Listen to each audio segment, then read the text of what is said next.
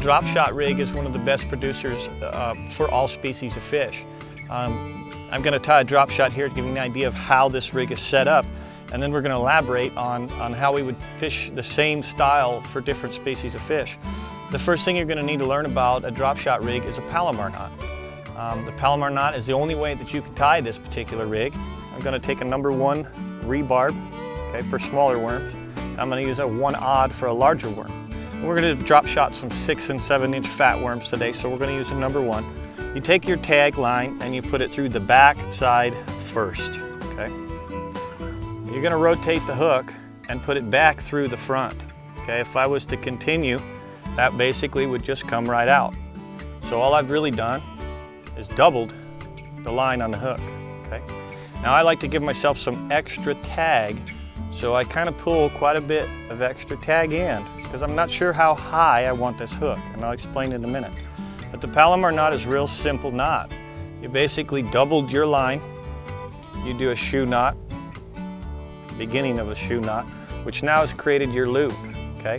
The loop is where you want to go grab the hook and bring the loop to the top, okay?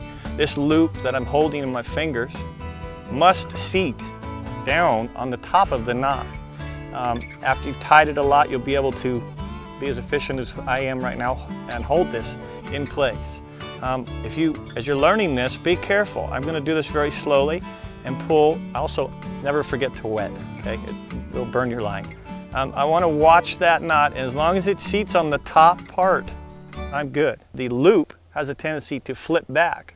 If it flips back and seats on the back side, the knot is not tied correctly and will not perform correctly. So once you have tied the knot, now I have about 2.5 feet of leader, okay? I like to actually take and pull tight, okay? Tighten that knot up just a little bit more. Now this is a pro tip, okay? Is you want to take this tag end leader and put it through the front eye of the hook. When you do this, as you begin to pull all that leader through, okay, you're going to notice that this line has been fed through the front eyelet of the hook. And as I begin to pull this line, it will rotate that knot backwards. See how it started to turn backwards? Now I got to support this a little bit with my fingers. And the goal is to rotate and pop that knot through the eyelet, okay? Now what that has done is when I actually pull tight now between the weight and the knot, look at the hook standing straight up, okay? So when I actually get to a taut line with this bait, the worm, you can see how I'm just manipulating that hook now. That allows me to shake that worm and make that worm stand straight up, and we'll show you a little more as we progress here in this lesson, okay? I'm going to take and pop the knot back out and show you the dead hook. Dead hook. See, I'm pulling tight and it's not doing anything. The hook is dead, okay? It's swinging from left to right. That's because of the wind. When I take and I pop that knot through, we now have a very live hook. See this? Okay? So the next phase is to decide where do you want this worm to be. In other words, how much off the bottom do you want it to be? Rule of thumb for me is I like to be about 4 to 5 or 6 inches, okay? I like to actually have the tail of my worm almost touch my weight, okay? So I'm going to put my finger about where I want the weight to be. Now I use tungsten. There's nothing better. The feel from tungsten allows you to really be in tune with what's happening on the bottom. I know it's expensive, but I promise you, by being connected to the bottom and understanding what's actually happening, you'll get hung up less using tungsten. So I've been out there before using lead, and I've lost 15, 16 chunks of lead, and I think, boy, I'm having a lot of hang-ups today. This is not a day to use tungsten. And I go, I'm going to switch to tungsten, and I don't get hung up anymore. That's because I feel the bottom much more before it's too late. Lead is also soft, so lead will wedge inside the rocks to where tungsten will not. But these nice drop shot weights have a quick slip. You don't tie these on. You basically just feed this right through the eyelet.